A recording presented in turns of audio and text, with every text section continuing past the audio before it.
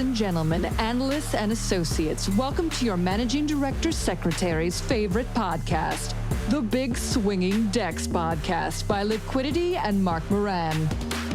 This is not financial advice. You'd be a bottom bucket analyst to make investment decisions based on what is discussed on this show.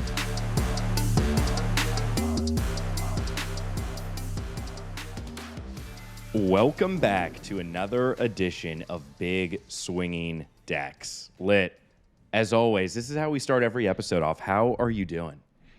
Doing well, Mark. Same as always. Just living the dream. Living the dream. We've got so much going on today. Much. Yeah, so much. And a lot of to cover because, as you probably saw and everyone has seen, private equity recruiting has kicked off. So something very exciting to get into today. I know. And so we are recording this on Thursday, March 31st. And the cycle for this year for private equity recruiting kicked off yesterday, which was Wednesday, March 30th. So in this episode, we're going to give you guys an update on the Deutsche Bank strip club incident, if you will, strip club gate, as they are referring to it, up in their new headquarters in Columbus Circle.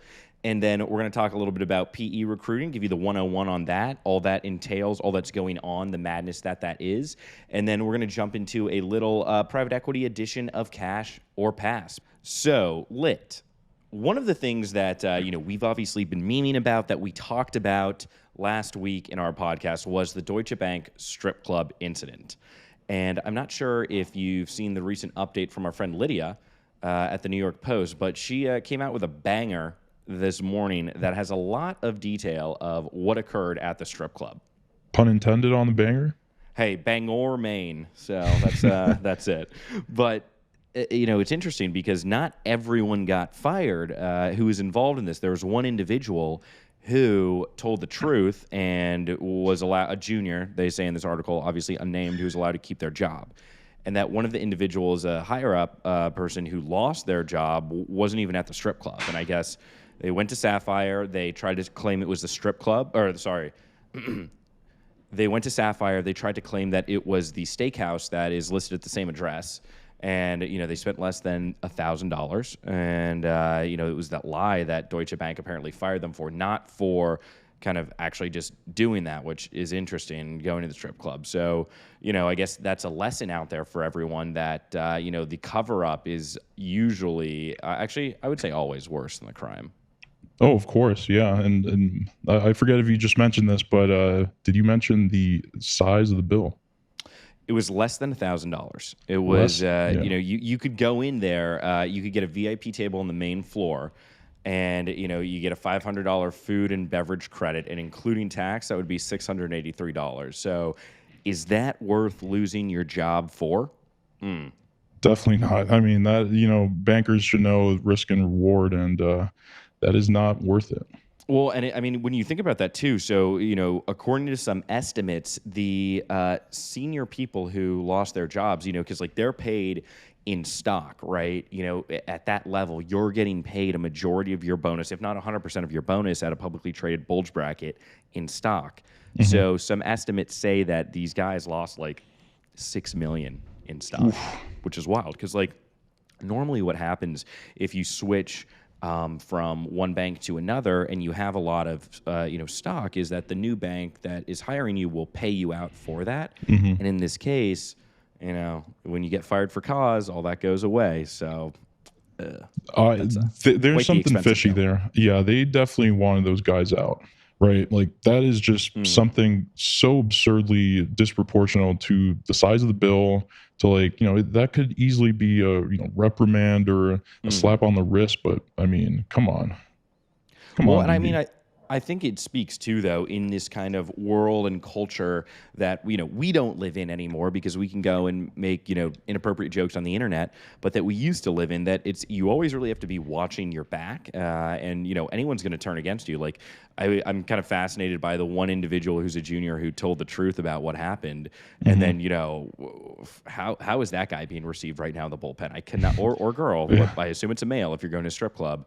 But I probably wouldn't want to be that person right now. But they did a thing, and that's what happens. But I still hope that the associate who was involved in this, that everything works out with them, that, this is seen as something that, the senior people who were involved were the ones who were in control of the situation. Everyone knows that's how it works in something like this, and that, that they were part of this, that, it shouldn't ruin their career, that they've worked very hard to get to where they are. And so, that's kind of what I hope comes out of this.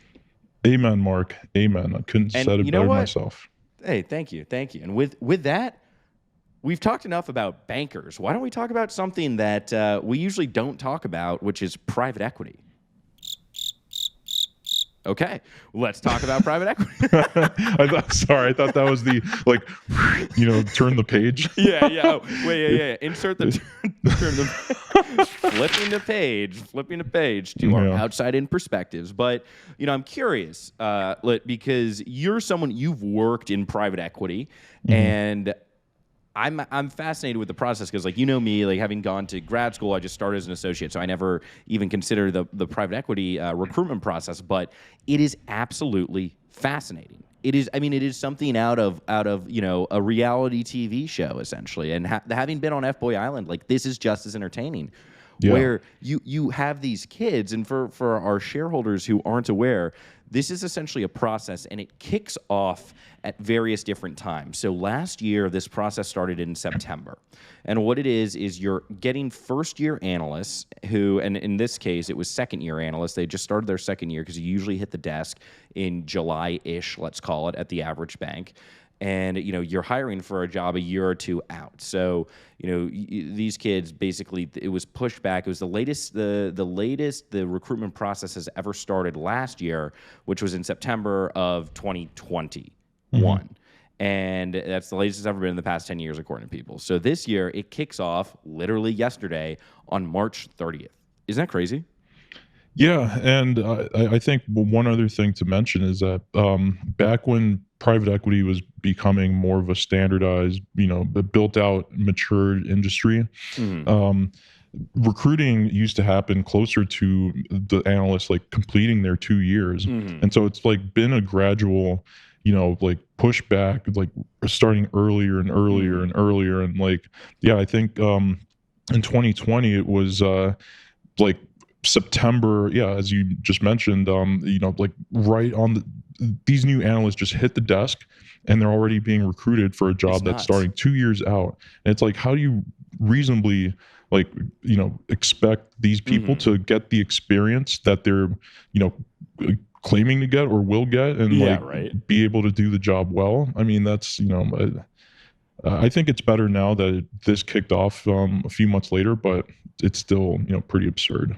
Well, and this year it kicked off, in March for September, and I think, we'll obviously get into our thoughts on this, but it's just, I remember being at Lazard and, getting 6 months in or so. I think it was, I want to say it was probably maybe February or so that year. So this would have been 2019 that it kicked off. That analysts were asking for recommendations if they needed one. That they're I remember you're down bad in the office when you're working and the fluorescent ceiling lights go off and they only turn on when you get up. And so it was one of those Saturdays, and I all the lights were off in the 62nd floor of 30 Rock, and I get up and I move and my lights come on and I'm walking around, and then the lights go on as I get to kind of closer to the analyst area, and there's one kid there who's prepping for his Bain interview. I remember that he didn't get, but the individual who's listening is my friend, and I have since provided him with many job recommendations, and he's better off than he would have been at Bain, which is another thing we'll talk about when it's on cycle versus off cycle recruiting. But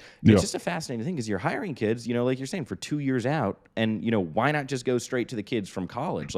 You're essentially only hiring on a resume. There's no point of really, just being what was your role in these deals? It's okay, you did between a $1 billion to $7 billion deal, and you did your typical first year analyst role. It's just wild, right? That these interviews, and the best part is the reality TV part is all of the PE firms, they're waiting for one to start, and it's usually Blackstone who kicks it off, and it was this year. And so once they start, then all the rest start. And then it's going through the headhunters. And then all of the kids are just, at 8 o'clock, 9 o'clock, they're getting requests. So there are interviews that are going all night. Like there was this quote that someone sent that, they're in the Warburg Pincus lobby. There's at 2:30 in the morning. There's at least 10 people there waiting for interviews at 2:30 in the morning. And so there are interviews conducted overnight, like that joke that we had where it's like Blackstone is like the handshake meme where it's like me tonight and then like Blackstone going interviews. 7 rounds. Yeah. Going 7 rounds. Like it's wild. It's so wild. Yeah. I have a buddy there that will not be named, but it's kind of like everyone's on their heels when they start to get word of so and so is thinking of kicking off the recruiting. It's like, okay, well, it's like a race. It's like a relay or whatever. Like better being a runner, like how you all line up and there could be a false start or whatever. But like even if there is a false start, everyone's like, fuck it, we're going. And And it's funny because it's like, once one starts and all the top, your top tier of KKR, Blackstone, Warburg, like all of these, you have to start. Otherwise, like you're going to get screwed and get, the bad kids, right? Yeah. But quotes on bad, right? Yeah. Yeah.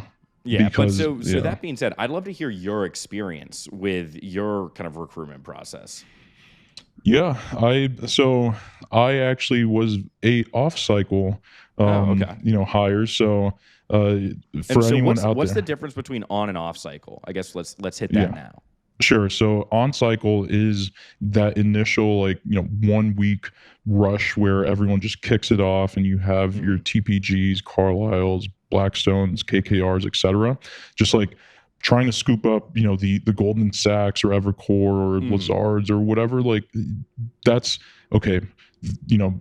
They have their own game, good for them, but like, not everyone's gonna be getting that. And so after that, like gets out of the way, then like all the other funds start to trickle in, and that's when you enter the off cycle, where it's like you're still kind of like in that rush of things, but it's significantly slowed down, and like opportunities are just springing up here, there, and these are still majority like the New York City firms and Chicago or San Francisco or whatever. But then kind of your still like large upper middle market type ones. Yeah, and then it just like becomes where it's like, okay, now you're in the lower middle markets in Cleveland and Little Rock and all these like tertiary cities. Hey, dude, don't insult anything lower. Stevens is a great lower middle market investment bank headquartered in Little Rock, Arkansas. Bill Clinton's,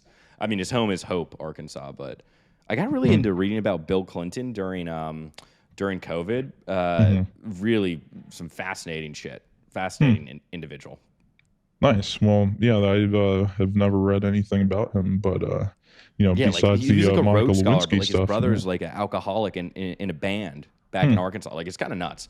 But anyway, away from lower middle market stuff. But I think that's an interesting point because for me, not having been an analyst, I think one of the things that always was interesting to me because like when I was 22 to 26, I was in graduate school, and so you're comparing yourself to other people that you're in class with and all of that. But I always felt that in kind of looking at analysts and talking to the analysts that I worked with when I was banking, that it was almost kind of like a very high school type vibe for kids during the PE recruitment thing, where if you don't get a Bain or a KKR or whatever off the bat, you kind of are embarrassed for yourself, and like you don't want to tell your friends and blah blah blah, and it's like it's kind of like back to college admissions and stuff, and like that always struck me as weird, and like you can understand how there's you put a bunch of high performers together that all you're doing is working to get to that next step because everyone's kind of natural thought process. I'm going to go into banking for 2 years out of undergrad, then I'm going to go into PE,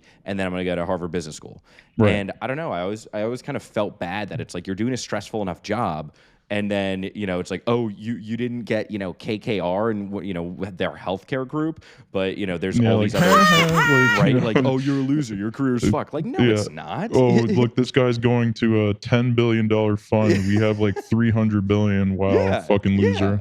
Yeah. Right? I mean, it's like the same thing of being like, oh, like you didn't get a job at Goldman and TMT, you're going to Harris Williams. Like Harris Williams is a great bank, and you're probably getting paid fucking more. I mean, you definitely are in Richmond, Virginia, than you are in New York, you know, for the dollar value. But I always thought that was like a strange thing. Did you feel that pressure when you were in the bullpen and doing the like recruitment process, like after on cycle? Oh, of course, yeah. Like the thing is that it was kind of just, hey, I didn't know what I wanted to do. I think, like I've said it before, but I didn't come from a family like that grew up in the New York City area and just like knew I didn't know this whole process and like prepping for it in high school and like being groomed for it for like for a decade, right? Where some people are just born into it. So I was like, look, hey, this does sound interesting.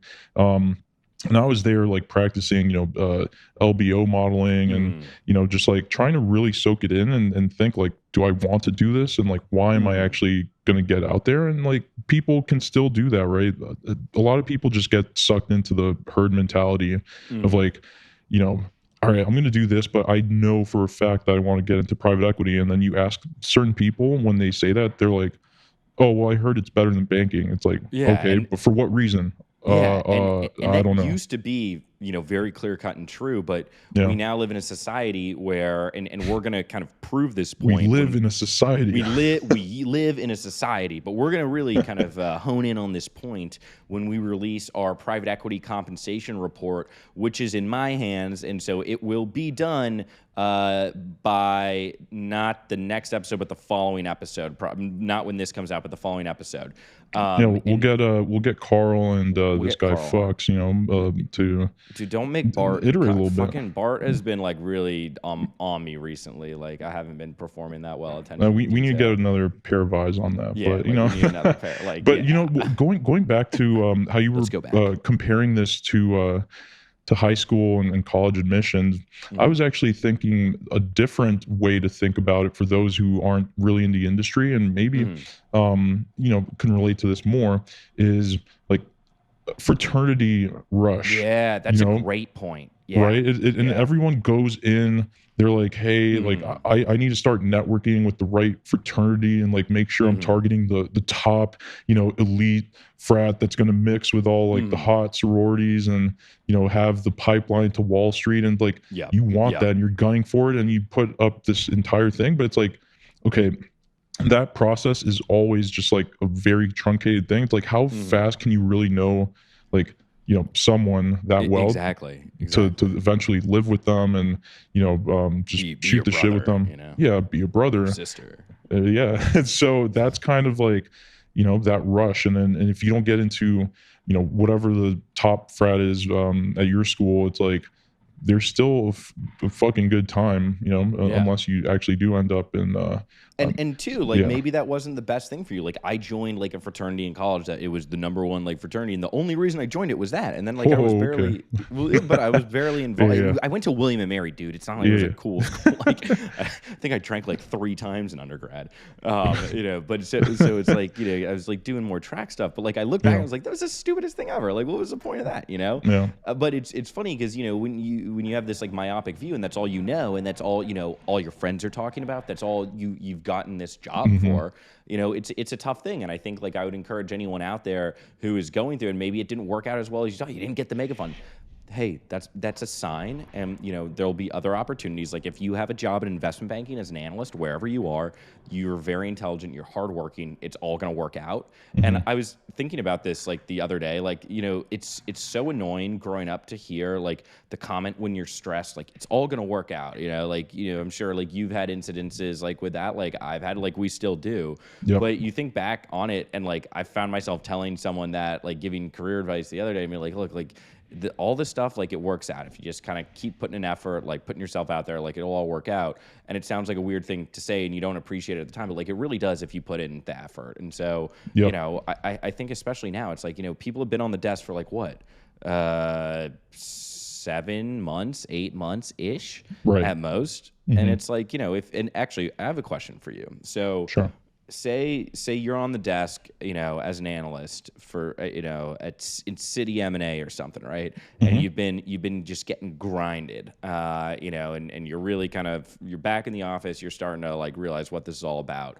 and you haven't had that much time to prepare for on cycle, Mm-hmm. then do you sit it out and maybe say you've touched base with a few headhunters and because they're the ones who like control this, and we'll touch on that in a sec. But like, do you go through the process kind of unprepared, or do you sit it out?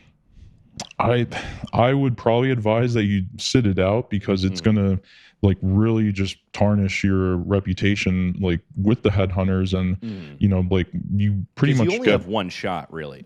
Yeah, exactly. And like, if you're unprepared, you don't really know what you're doing, you can't answer the basic questions, and then you fuck up like a very basic headhunter interview, they're not going to ever put you in front of, the top clients or frankly, any like desirable type of client. So I'd say, yeah, like really do your research, do the basic prep, and then go for it when you're ready. So, you were touching on this headhunter topic, and this is something like you and I have talked about a lot, but I would love your opinion on and maybe you can describe to us the actual role of a headhunter and their value add, what your opinion on that is, because I have mine that'll add in, but for someone who's gone through the process, what was your experience and your opinion of them? Well, okay, so yeah, I set that one up. Yeah, so there are a whole ton of headhunters, right? And so in private equity, for those who don't know, they don't have robust HR teams, so they outsource the screening of resumes and candidates to headhunters who specialize in searching for candidates that would be ideal for those roles. And so there's the Amity search partners, there's SG, I actually don't know if they still exist, there's Henkel search partners, etc. Like these are the ones that all the major firms use. And what you do is just go through and like talk about your deal experience, what you want to do. They ask you some very high level questions, and I think it's more getting to know them and show that you're presentable and have some relevant experience that you can talk to, and they kind of say what relevant experience, like, oh yeah, I did this for 3 months. Yeah, like, it's wild. It's like you'll be staffed on like $1 billion deal or 10 billion, and it's like, okay, what'd you do on that? And you put assisted in the execution of a multi-billion dollar a globally traded international conglomerate. It's like, okay, what did you actually do? Right. Oh, I open up the data room. Exactly. But yeah, so then my thoughts on them are like they obviously do a service for them, but it's just more of the same where, okay, I'm going to go and filter. Wait, you want to hear something funny? Sure. I just Googled on my Dropbox, my resume, and this is the first bullet. Provide strategic advice to clients.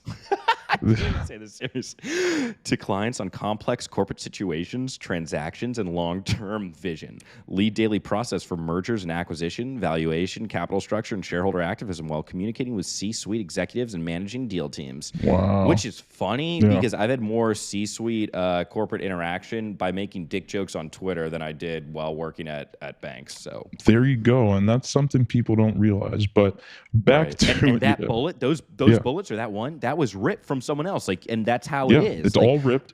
Did you use original. Did you use the mergers and inquisitions template? No, I mean, honestly, I don't know where it came from originally. I just had my buddy send it and I ripped his. So maybe I don't know the train. Yeah, back. This is like the go-to God template that's like everyone's just, hey, if you don't have this template, then they're it's like if you have a Comic Sans one that goes 2 pages, like good fucking luck. It's like how is a Savannah Art School or Savannah College of Art is yeah.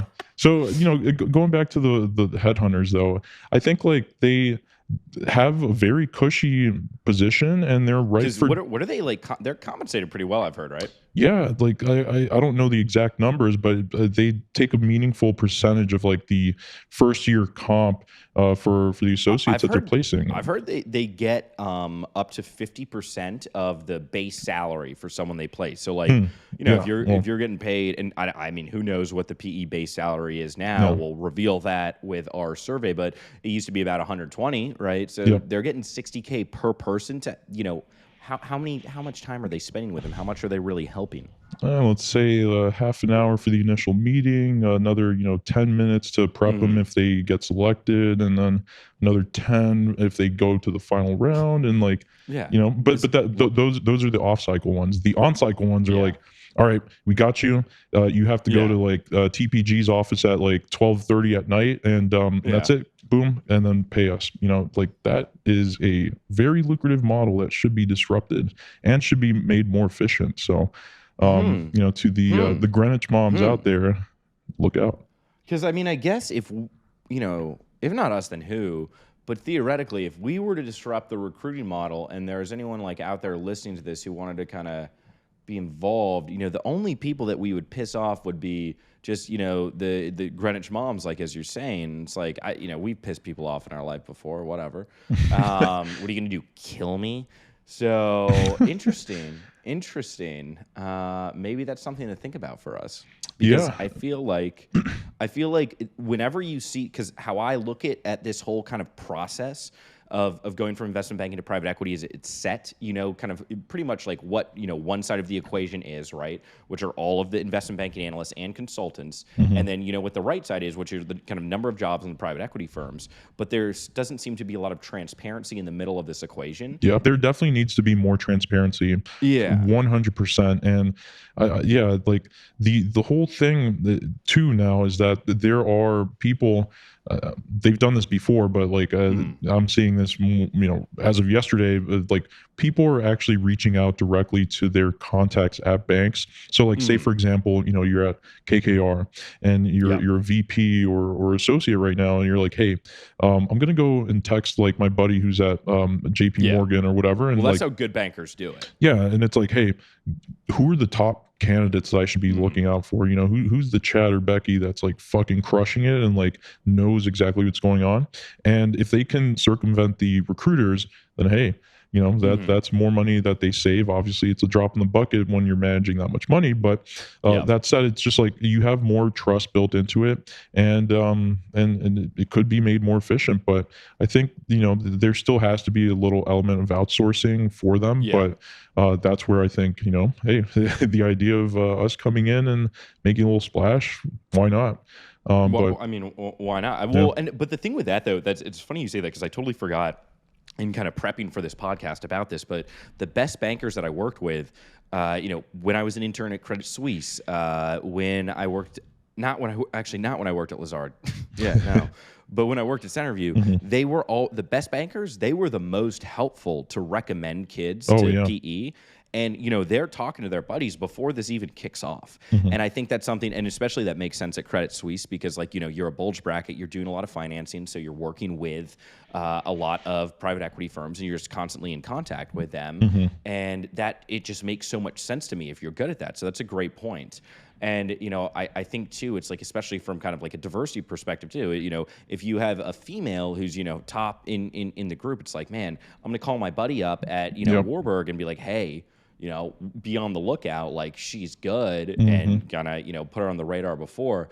But I think that makes it so it's such a smaller world than it already is, which is a wild thing to do. But I don't know. I just think in any industry where decisions are made so quickly, it's just wild. Even in business school, when you kind of go through a process that's like this, but not really for people interviewing for banks, where it's some banks will start first, some banks will give unofficial offers. When I was at Darden, Evercore, they would push up the date earlier and earlier. And I remember coming back from a visit to New York right before Christmas, and there's one flight to Charlottesville, so I was on it with 3 Evercore guys, they had all just gotten offers, and I the only place I was looking at was Credit Suisse, because I was so young at the time.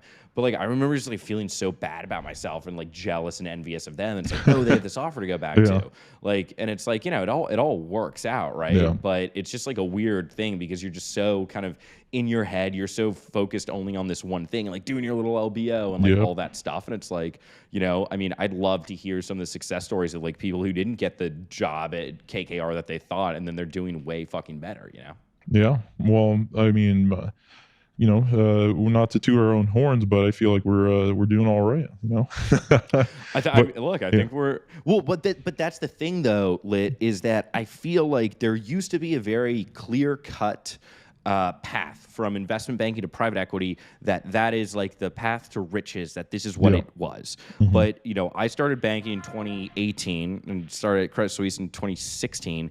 And even at 2016, there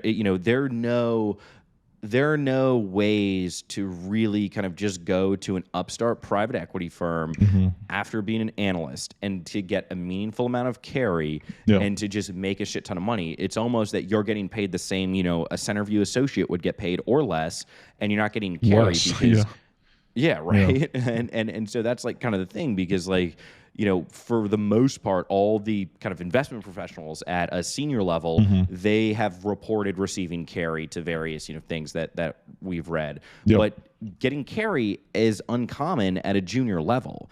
And when you look at the salaries, if they're equivalent to banking, so you're then not only saying, okay, I'm going to change jobs, I'm going to go to this other thing with the hope that after my 2 years, then I can start getting some meaningful carry and making, and making all this worth it. It's kind of wild, right? Yeah, that is, it is a long-term game. And I think people ask, is it worth it sometimes? Or when is it worth it to actually go the private equity route versus staying in investment banking? And I think that is a very big consideration that a lot of people don't take into account, is the amount of time it will take for you to really get that disproportionate upside that you wouldn't get in banking. Oh, yeah. And it's like, if you get carry, which again, as you said, you don't get it at most firms. Maybe if you go low enough, you get a little bit of, like a few basis points, but then you have to think, meaningful. Then you have to think of like the fund being deployed. You have to think about, the time it vests or crystallizes or, whatever, like they set up for you to actually start to realize it. And that what if you go to a firm and you're like, I fucking hate it. Right. And then you're like, oh shit, well, I fucked up. Now what do I do? And then you're not, it's like a startup. It's like you have to stay there and wait till your equity vests or you leave it on the table. And so that's definitely one thing I would say that people should take into account. And that's one other thing, it's like when you're going that quick with the on-cycle stuff, you're interviewing people and like within like a few hours, you're like, hey, I'm not going to let you. You're making a decision. Yeah, you're making a huge decision. And I actually heard my buddy say that like you don't even let certain candidates out of the building. It's like that big of an exploding offer where it's like, you're face to face. You're like, hey, we're extending you an offer. Do you accept? And it's like, well, no. Like, and it's like, what if you're interviewing at like your number 2 place? Exactly. Right? And then it's like, and it's so also like, you're like, fuck, I got like TPG, but I have KKR like later. It's like, you better accept, or if you don't, then this is gone. And then probably like when you go to KKR, they already extended the offers to the candidates, and then you're out, and then you're done. Yeah, it's a merry-go-round, and like it's fucking wild. But all of that said, Oh, sorry. But it's funny though, because like I'm thinking from my perspective at the interviewer, like there was at Centerview literally a Word doc in kind of like our main drive that everyone had access to, and the one principle of recruiting was literally do not be desperate. That was our whole principle of recruiting. It's like, you don't want to work here, fine. We only want people who understand what Centerview is, understand why it's better than everywhere else, and you want to be here. That's great. And if you don't get it, you're probably stupid. But it's kind of fascinating to be like, okay, you can't leave the building till you do this, because then also I feel like I wouldn't respect the person as much if they're just like, you're just going to be bossed around by me. I mean, maybe you'd want that, but like, I don't know. It's wild. It's just wild. It's standard, and people do it, and they've put up with it. But yeah. That's like, imagine explaining to your parents. It's like, yeah, okay, so on when we spoke on Tuesday night, I didn't have a job. Then on Thursday morning, when I called, after being in 7 rounds of interviews at Blackstone, now Mom and Dad, I have a job at Blackstone. They're like, wait, well, when were the interviews? We just talked to you on Tuesday, and you're like, well, they started at midnight. Okay, midnight Wednesday night, which is Thursday morning, and then, I just got out. I'm just walking out of the building. I would be like, what the fuck did you just sign up for? Like, what the actual fuck is going on? Oh, it's like, hey, when do you start? Oh, in like a year. When you start, like a year and a half, like no big deal. Like you mean 15 months from now? Like what? I would just be fucking shocked. Yeah, it's like, I would be shocked. why the rush if you're starting 15 months? It's like, that's like it's just crazy. It's really just like one of the crazier things in the world. Yeah. I mean, not actually. No, it's not. I mean, it's crazy. It's not one of the crazier things in the world. Like there's. Yeah, take that back. Wait, so yeah, certainly. In our own bubble, it's definitely crazy. But so I want to turn to some questions that we got from our shareholders, in the story yesterday, and I think we can sort of put these questions up on the video if you're watching this on YouTube. But one of them was, how do you structure interviews with the current role that you're working on and around others who might be depending on you? And then another question is just, what if you were getting slammed with work and on a live deal? Yeah. Right. So I guess I could take that one. And curious on your idea.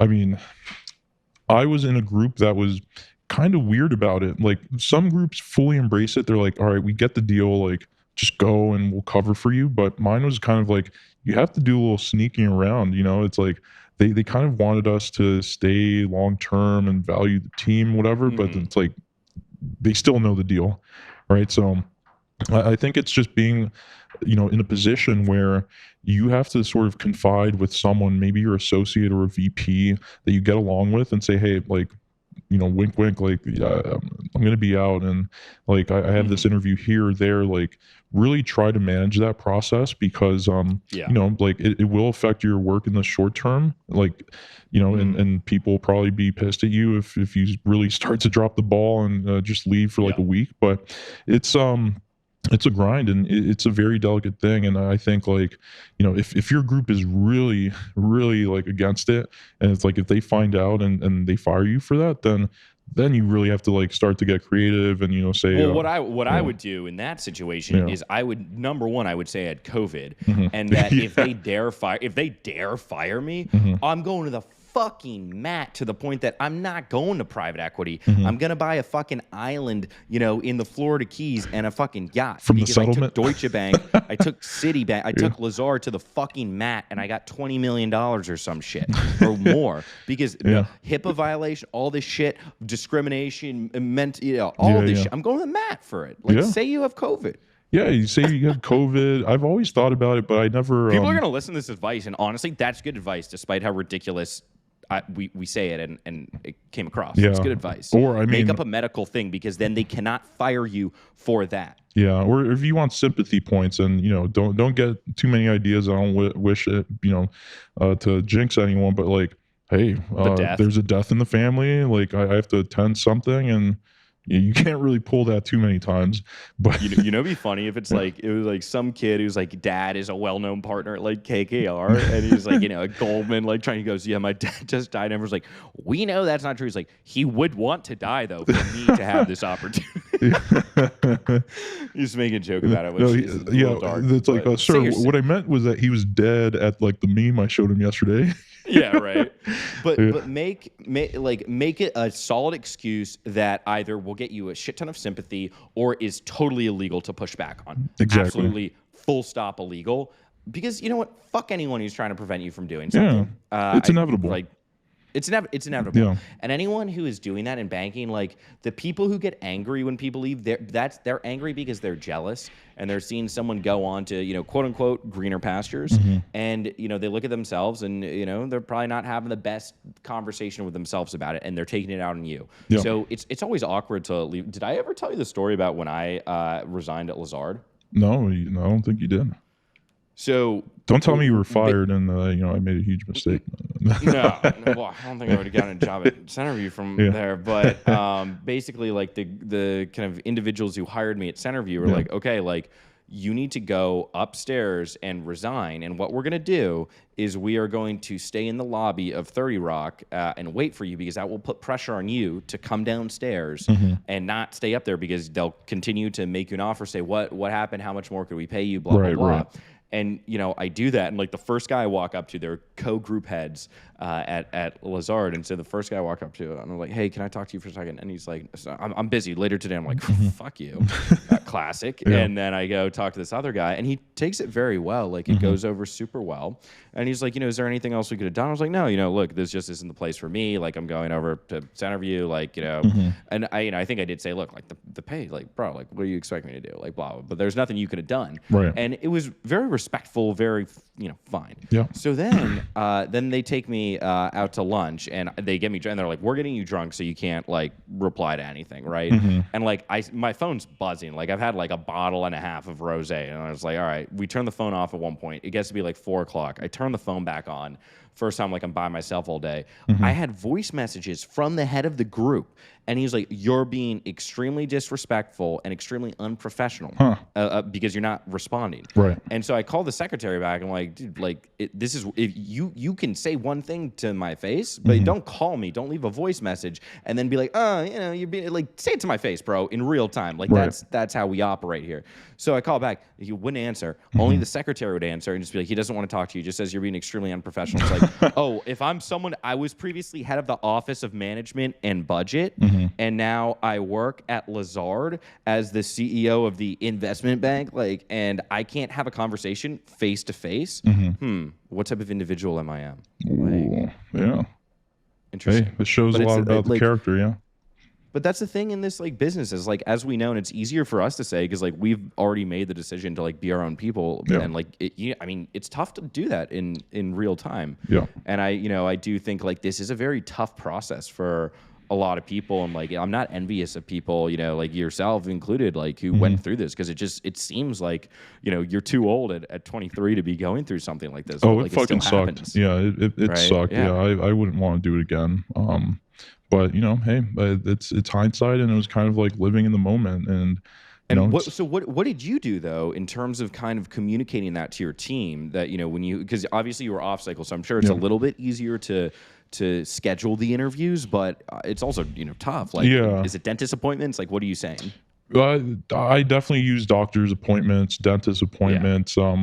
But like I was at the point where, like I had already established a pretty good reputation within the group, and like it was kind of like a top bucket. Yeah, top bucket. But like they were kind of upset, like, damn, fuck, like we would love to have you on board longer term and whatever, but we understand it. So then I think like some people offered up to, have me chat with like the best sponsors, bankers, and like, it's like, hey, like we want this candidate, and so it was like, okay, like that was definitely helpful, and like I didn't have to be as secretive as some others did, but at the same time, it's still like, hey, like I gotta do this. And it's like, well, in the middle of this fucking deal, I'm like, it'll be 45 minutes, like I'll come back. The deal's after. important and all. Yeah. So but so I don't know. Yeah, eventually got it done, and it took a while though. I had to go through a couple. I wasn't the one and done, unfortunately. But hey, but it worked out for you, right? Like, it all worked out in the end. And it was a cool, small shop, and really got to know the people, and like it was very flat. And so you're not another cog in a machine that you'd probably be at a TPG, but you don't get the same level of prestige. That's a really good story. So one thing you don't know about me is, so after my first year in law school, I split time between like a really small private equity firm called Blue Heron in Richmond, Virginia. Okay. And I would wake up in Charlottesville. And I would drive like an hour and 15 minutes every day there and back on Interstate 64 for work. And I worked for this guy who he went to Duke, and then he was at City M&A. And he hated it to the point so much, one day he just quit with no other option, right? He ends up, he's from Virginia, he ends up back at Blue Heron, like in Richmond, doing like lower middle market, very lower middle market stuff, right? And so then he does that for a little bit, like loves it, great. Like then he meets this woman, she's from Texas, so now he's in Austin doing VC, and he's like one of the most successful people I know. And, he never would have thought it would turn out that way because it was a deviation from the norm, like, Right. and so there's a lot of that. And, there's a question I have with crypto that I want to get to, but kind of staying on the topic of like the mega fund stuff before we transition off of that completely. Yeah. How prevalent is nepotism in kind of mega fund PE type stuff? Yeah, so this is actually a question that we got from the audience, and like Shareholders. Yeah, our shareholders. Sorry about that, guys. And glad you asked that, because it is something that people like. The whole joke is like, hey, my dad knows whoever, and like it's a shoe in, and like it's not that case in this whole on cycle, mega fund type of private equity role, because it's like, this is such a structured thing. If you're looking at the kind of people that are, like being hired on, these are people with like 4.0s in undergrad. Yeah, right. Like perfect SAT scores, perfect whatever. Do you think like your kind of pedigree matters more than anything you've done at work so far at that point? I mean, I feel like, it has to. So it's such a weird like dynamic where it's like both matter, because like to first get hired at the top firms, right, you need to have that pedigree. But then after that, it's like, okay, well, if we're comparing someone with like a 3.96 GPA who went to Harvard and is at Goldman TMT versus someone else who went to Princeton and like is working at I don't know, Evercore M&A, and like you get to the point, it's like, okay, how do we really differentiate someone when it's like this 2 hour 3 hour thing you can like drink more. 1 That's the a.m. only thing I can think of, right? Yeah, so it's so I'd say like when you're looking at those types of candidates, that you need like these modeling like machines, like fucking robots that just like crank shit out. Why would you bring on some fucking dude who's like, unqualified or a dudette, like who's just, oh, my dad knows whatever, when it's like, okay, they're just going to slow shit down and just fuck shit up when it's, a mega machine that needs to like crank out LBOs and, $1 billion term sheets. So nepotism, and I mean, is probably like way, like you start to go lower in the AUM and to see it more. Yeah. Well, and it's like, I mean, I don't know, like, dude, I remember I worked with when I was an intern at Credit Suisse, like one of the summer analysts with me, his dad started a very well-known private equity firm. And like, I just remember like the first day we were there 28 hours or so. And at one point, like I look at the kid and I was like, this is what you thought it would be? And he just kind of looks at me and he's like, so fucking like, because like you gotta go prove yourself, right? I mean, I think luckily nepotism is on the way out on Wall Street. Like I almost feel like for me, like part of me is like, and like as our shareholders like submit to it, like I apparently, according to Irish people, I pronounced my last name wrong. It's Moran instead of Moran, and like I mispronounced what was it? Verse. Yeah. Versus. It's versus. Yes, I have like a little bit of an accent. What like I have always found that like people enjoyed that I embraced the fact that like I wasn't cut necessarily from Andover to Harvard cloth doing what we're doing. Right. And I think that it's good, but private equity, it's still kind of a stage back from banking. Like in terms of one of the kind of published results of compensation surveys I've seen about private equity is that women are paid significantly less at higher up levels, which in private equity, which in banking, especially being public, is something. But so that's all interesting, and I think it speaks to like the structural issues of like what's going on right now. And we've kind of touched on this, like, is really private equity better than banking, blah, blah, blah. But, what are you kind of thinking? Are the same percentage of people participating in this on-cycle recruitment process as usual? Or do you think it's lower? Honestly, I don't know. Just short, like, I don't know. I feel like there's no... Anecdotally, I've read that it's lower. Really? Yeah, I don't know. As long as like there's still that demand, right? Like you're seeing these swarms of things. It's kind of like you don't know how deep the pool is, but it's still deep enough that there's enough people to fill up these things and create this like like dynamic of we need to get it done over 1 day, 2 days, or whatever. But yeah, it'd probably be good to know. But I think like. maybe there are people who are wising up or just realizing, hey, I don't want to do more of this shit. And then, like, what are the alternatives that are really out there? Yeah. So, there's well, and I mean, dev. when you say alternatives, though, like, Yeah. and I think about like one kid who I worked with at Centerview, who he was, so Centerview's a little bit different because it's a 3-year analyst program, and you're kind of compensated for that. So he was going into his third year, or he was in his third year, and the PE process starts off, and he starts it, but then he decides to leave to go to a crypto company. And I'm wondering, you just said there's all these other options. What do you think about, now with crypto in the game? Like, what, if I'm someone, and, maybe it's probably more prevalent for people like in a FIG group or a tech group, but still, like, does that change kind of this whole process now too, that you have a whole nother high paying, very promising industry? Maybe it's more in equity than it is in anything else, but, a very promising industry that can take a lot of this financial talent. I feel like that has to affect the private equity recruiting.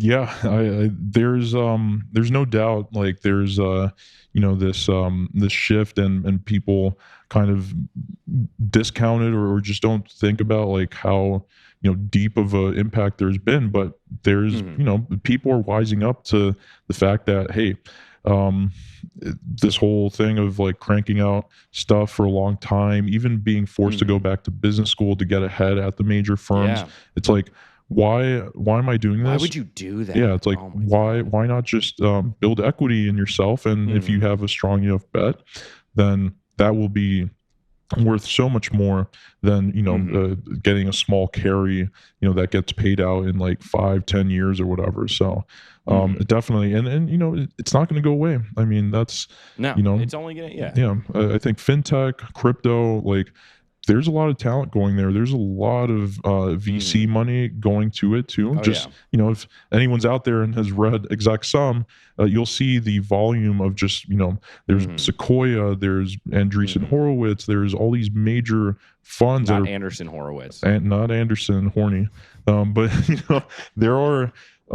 there are billions just going into crypto, fintech, and SaaS and e-commerce, like everything, and so there's opportunity there, but it really takes conviction. So and I mean, I think that's too something like, I don't know. I think this whole idea of from the time you're a sophomore in college of putting your mind just to this path and putting your head down and only focusing on that. Like, never do that. Like, always go down a path, put 100% effort into whatever you're doing, but never just buy into something without fully knowing, that's what you want to do, because there's so many other opportunities. Yep. And I think the last question, because we were going to play Cash or Pass, but like, I feel like this has been a really good conversation, and we never want to like go over an hour with this stuff. But what I would love to know is why do these firms just not hire directly from undergraduate institutions? Like, why, if I'm Blackstone, do I not just, if I have a class of, I don't know, 15 let's call it, for a group, why don't I just hire the top 15 kids from Wharton and, not have them go to banking? Yeah, well, some of them actually do that, but at a very, very like small scale. Like, you'll probably have, 1 or 2 people like per year, like going to KKR or Blackstone. But I think like it comes down to the same reason why they outsource HR is, they're very lean teams most of the time. And they're like, I'm not going to fucking teach someone, the basics of like presenting or putting a PowerPoint presentation together, or learning the basics in Excel. And I think like maybe the most promising ones, I don't know, like these kids who are getting scooped up right out of undergrad, but I think banking is viewed as like a 2-year training ground where it's like, hey, we're gonna get these people, we're gonna get Goldman to train our future associates in how to set up a conference call, how to put together a DCF, how to deal with crazy fucking clients and crazy situations and all that stuff, so that once they hit the ground running. Yeah, but to interrupt, like that, you only learn this shit by pressure. Yep. Pressure makes diamonds, but the stress does. You and I are more. This is why, like, for us doing media, it's fucking easy, because we can just go in and like adapt our normal, work ethic to it. And it's like in an industry that like, not the hardest workers, right? You know, it's not hard. But that we wouldn't have that without having gone through like, and you can still like remember some of the experience, like just the stress of like, connecting a call and it not working, which like sounds like nothing in the real world, but like think about like the anxiety you get with that, or like a WebEx call. Fuck WebEx. Like that, oh my God, just stupid shit like that. As you're so stressed. I remember, but just to keep this short, but when I was an intern, one of the most like nervous like situations I was in was actually like getting called by an MD that I'd never spoken to, and I don't know how they got the number. Maybe it was like through the directory, but they were like, hey, I need you to patch me in with this client. They're actually international. I think it was like Hong Kong or some shit like that. Oh my God. So I was like, fuck, like how do I actually do this? Because you need to do like star something. And then like first it's like how to get out of the banking, like external dials. Then it was like, okay, what's the country code? And then it was like the actual number. And I just like I was like, okay, yeah, just give me a sec. I fumbled it, but then like ultimately got it through. I was like, okay, here you go, boom. Nice. So yeah, I mean, those are basic things that I don't think anyone wants to go through when they're hiring like experienced people. So yeah. No, I think that's a great point. I think with that, I think this has been a very insightful conversation. I'm glad that we've had this. So I think the one thing that I would leave our shareholders, especially our shareholders who are involved in this process, but like for anyone interviewing, is that at the end of the day, like you're the talent that there's a hiring shortage in a lot of different industries and all that, but like I don't know, end of the day, never sacrifice like your thoughts, your beliefs, your persona for a job. And if you do that, you'll be a little bit closer to being happier than if you just kind of ascribe everything you want to do in life, your persona, everything to a job. What would you say? What's your advice? I would say parting advice. I would say amen, Mark. No, but I also do say that it's really knowing why you're getting into it, than just like following the herd like you're another sheep, because having been on the other side, I found out things that like, hey, this wasn't like all greener pastures. And so I think people don't take the time and realize it. And then like you make such a big decision, you're like, fuck, maybe banking wasn't that bad. Or maybe I should have waited for like a more ideal opportunity or like a better team or a better culture or fit. So I think, people get sucked into it, but there are definitely better ways to think through your longer term career. Yeah, it's okay to be the black sheep. Yeah. And I'll say the last thing is, instead of going through 7 rounds of interviews, go through and get the 7 rounds of the what. So with that, I just wanted to plug we're done. We're done, but I do want to plug our job board real quick, because we have this job board that we put every day into our newsletter, right? That like, if you don't want to pay a headhunter $60,000, what you can do to reach the same candidates, or your firm pay them, or your firm pay them, like just reach out, say, hey, I want to put a job on this board, and you'll get the same people, and you can apply, and you can do it all yourself. So I'll leave it at that. I think anyone listening knows, like, we got a little thing up our sleeve in terms of the recruitment industry, as we've alluded to. So like, if you're interested, let us know. Like, let's fuck this up together. The only thing we have to worry about are the moms in Connecticut. And with that, I'm already worried about them though. I like jacked up the age range on my Hinge the other day. I'm kidding. For legal purposes, that's a joke. This has been Big Swinging Decks by Litquidity with your hosts, Lit and Mark Moran. This is a Red Rock Music podcast. Our executive producer is Red Yoakum. Our associate producer is Emma Martins. For more, follow us on Instagram at Litquidity and at It's Mark Moran, or visit the official website liquidity.co. So tune in weekly to your managing director secretary's favorite podcast, available wherever you listen to podcasts.